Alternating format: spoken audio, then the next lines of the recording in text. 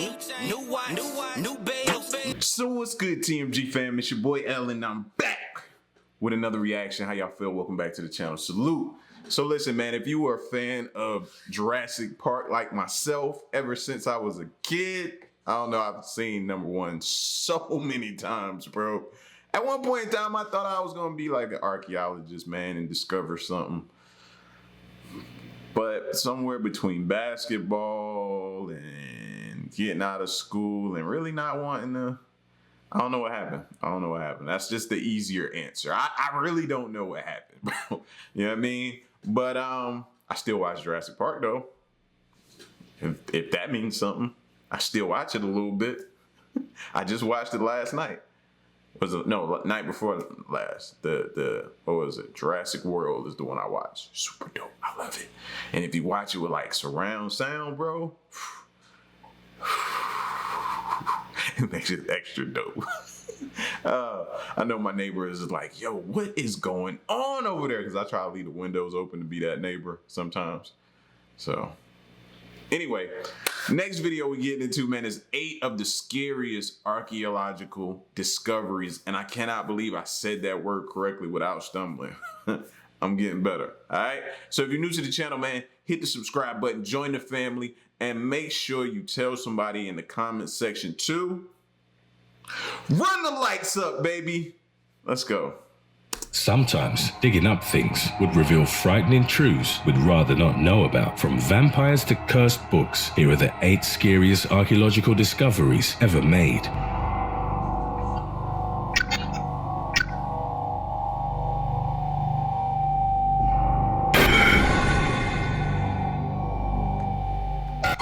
Number 8. The Book of the Dead.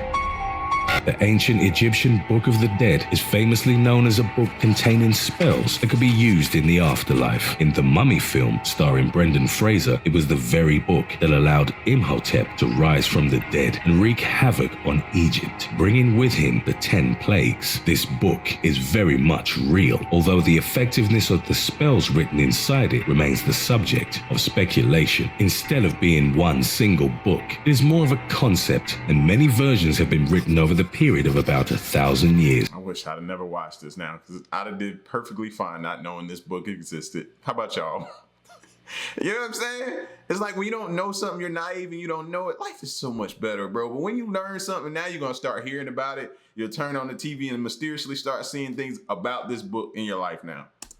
The most sought-after version was the one given to Amenhotep, a powerful Egyptian priest who lived around 1400 BC. Sections of the manuscript have laid scattered across the globe, and for over a century, archaeologists have been working hard to piece them all together. The long wait ended in the 21st century when the last missing pages were found, not in a dark tomb, but in the basement of a museum in Queensland. They had apparently been donated to the museum over 100 years ago and kept meticulously in the stores. Number 7. Mummified Mower remains. In 1986, a team of archaeologists were investigating the insides of a large cave system underneath Mount Owen in New Zealand. With very little visibility in the vast network of tunnels, they stumbled across a bizarre object that left them wondering whether their eyes were playing tricks on them. In front of them lay a large dinosaur-like claw with intact flesh and scaly skin. Curious, the team took it back with them. That looked like it was in pretty good shape too, wasn't it? Look at that. That looked like, you don't normally find something intact like that. That's crazy.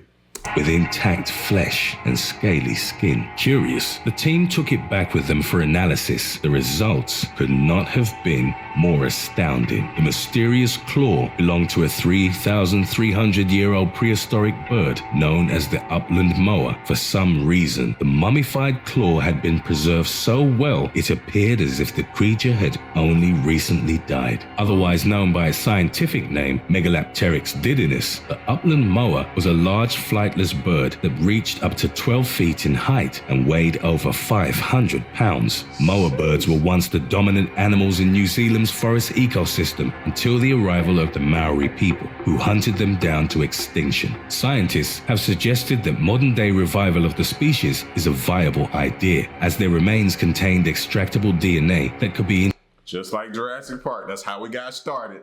I can't even see a mosquito dead on a tree now with some sap over it or something like that and not think of Jurassic Park, bro. I wonder if it got dino DNA. And now these fools are talking about being able to possibly extract DNA from this claw that they found. It's gonna happen, bro. It's gonna happen. I'm telling you. Introduced into chicken embryos. Interest in the subject has been going on for years, and with the advancements in biology and genetics, we may one day get to see a live running mower. Number 6. The Headless Vikings of Dorset.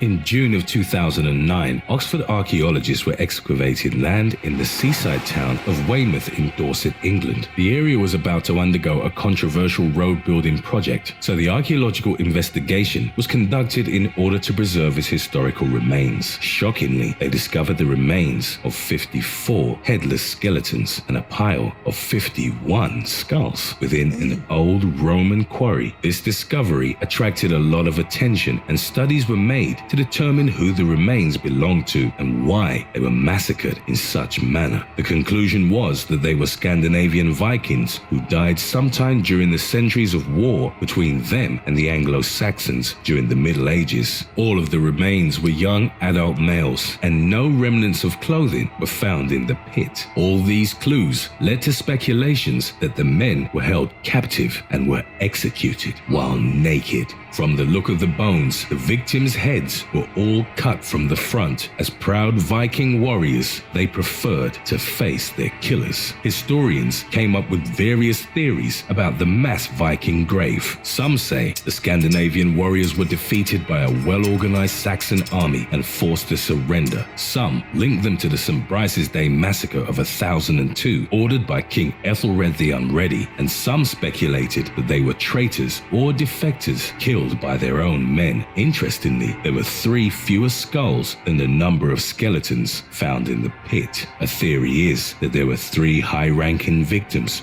who had their heads kept as souvenirs or placed on stakes. Number 5. Vampires of Europe. In recent years, vampire burial sites have been found in many places across Europe, with most of them being in Bulgaria. The graves... Hear that? All you Twilight fans, don't get me started on Twilight with Queen. Oh my gosh. If the mere mention of it, she'll have me on a Twilight marathon for the next couple days. So let me be quiet when I say that word.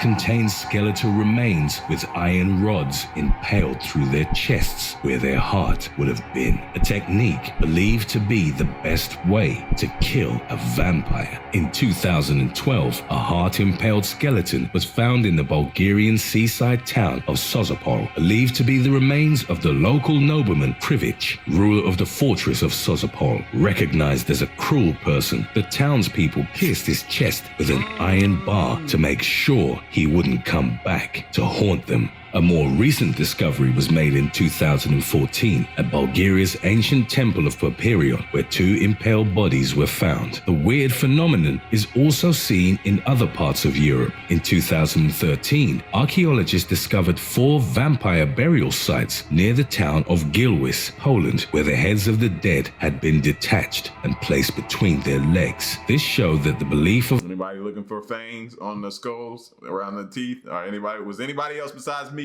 looking for the vampire fangs? I just need to know. We family, keep it real with me.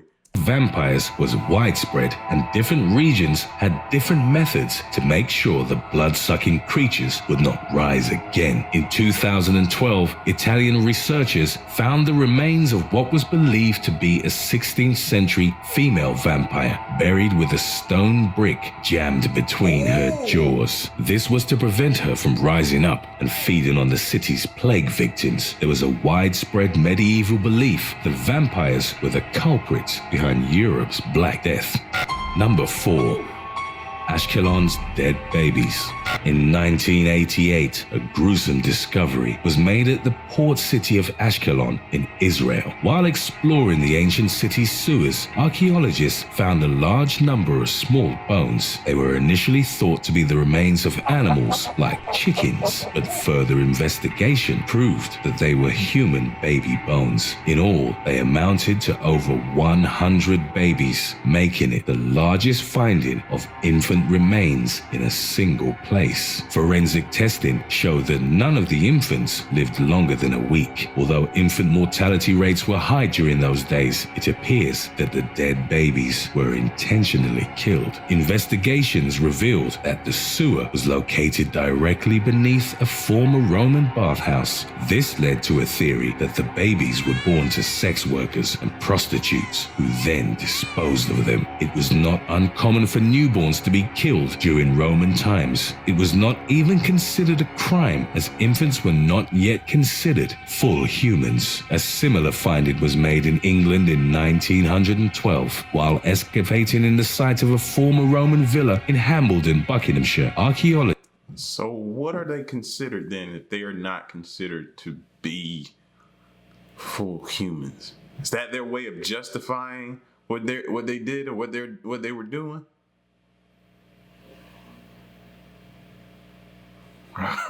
Be thankful sometimes you're living in the times that you're living in, bro.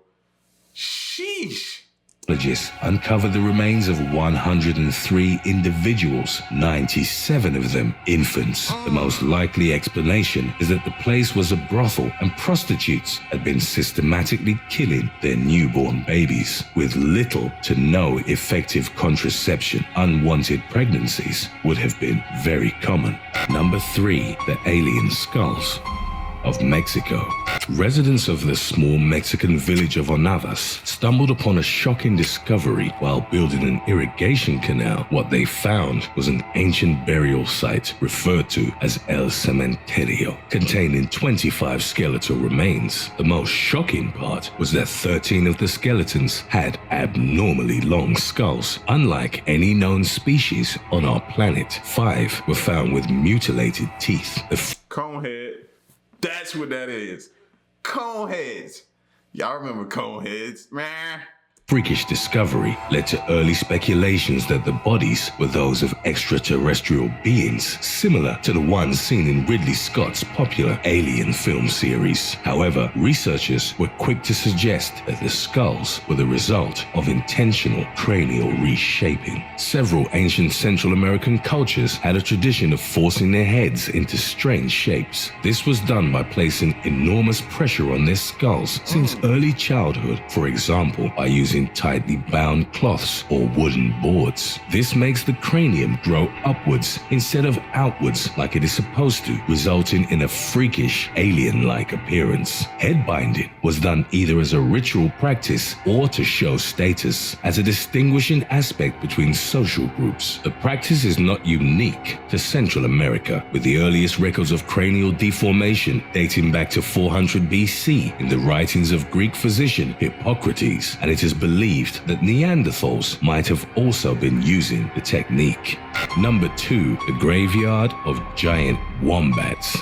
Wombats might be seen as cute and comical animals, but you might think differently if you come across one that's rhino-sized. In 2012, scientists in Australia unveiled the largest graveyard ever found of enormous ancient mega wombats called Diprotodon. There were around 50 Diprotodon remains found, estimated to have weighed an average 2.8 tons each, making them the largest known marsupials to roam the planet. One of the largest and most well-preserved specimens was named Kenny, with a massive 28-inch long jawbone. The creatures are described as pigeon-toed and had big kangaroo-like pouches large enough to fit an adult human. The grave is part of a larger fossil deposit in the remote outback of Australia's Queensland state. It is described as a goldmine for paleontologists, with fossils dating back 100,000 to 200,000 years ago. With so many fossils fossils, scientists get to theoretically reconstruct the environment and study how all the creatures lived and behaved and how they possibly went extinct. The mega wombats lived between 2 million to 50,000 years ago. They might have been hunted down to extinction by predators, and some of their carcasses are found to have been torn apart with foreign teeth found within their skeletons. Among the predator remains found in the area are 6-meter-long lizards known as megalania and enormous ancient crocodiles. Megafauna are believed to have evolved to such large sizes in order to cope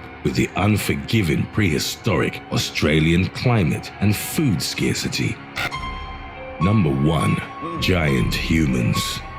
Genesis chapter 6 tells us there were giants in the earth in those days and afterwards. This verse refers to the Nephilim, a giant race of men who, according to the Bible, were... Bro, look at that size difference there. Is that picture real? Please tell me that picture is real, bro. Is there somebody out there, this dude, that size head, he's every bit of what? 10 feet? Easy? perished by the Great Flood. Scriptural writings of other religions also include similar tales of giant people who once walked the earth. Enthusiastic believers advocate that these stories are true, and in recent years, many stories of archaeological findings of giant men have appeared on the internet. The most famous of these was the story about a giant human skeleton uncovered in the desert during gas exploration in Saudi Arabia. Pictures were included linked with the Islamic story of the Prophet Hud and the powerful giant tribe of Ad. My bad, 10 feet is nowhere near for that skull we just saw. Similar pictures and stories of biblical giants can be found, such as the alleged discovery of giants by archaeologists in Greece. However, none of these claims have been proven, and the scientific community regards them as mere hoax stories accompanied with photoshopped images. There are, however, some real findings of ancient giants, although nowhere as dramatic as the aforementioned stories. In 1890, French anthropologist Georges Vacher de la Pouge found 3 bone fragments of a human leg in France. The height of the individual, popularly referred to as the Giant of Castelnau, is estimated to have been around 3.5 meters, 11 foot 6 inches. Studies show that those I was close. I was right there. 10 foot. bones dated back to the Neolithic period, and according to experts, either represented a very tall race or were the result of morbid growth. VX is short for Venomous Agent X, and in a weaponized form, it is considered to be a weapon of mass destruction and has been out. Oh, that's the next video, man. Listen, bro. Like, we can only imagine what it was back then and what went on or what could have possibly been, bro. But seeing those skulls, if those pictures are really real, fam. And, my bad. And if they're kind of do the Jurassic part, which is bring back some of those species and different things like that, man, y'all prepare yourselves, bro. Prepare yourself. Maybe going to space won't seem so bad. Maybe Jeff Bezos has the right idea, fam. Because if they do that, bro, we need to get out of here. We need to have an exit plan, for real. All right? So y'all get at me in the comment section, man. Let me know what y'all thought of this video. 8 scariest archaeological discoveries. I said it again. It's your boy L, man. Y'all stick around and stay tuned. Hit the subscribe button. Run the lights up. And I'll catch y'all on the next one. Till next reaction, I'm out. Peace. Y'all stay solid. Hey.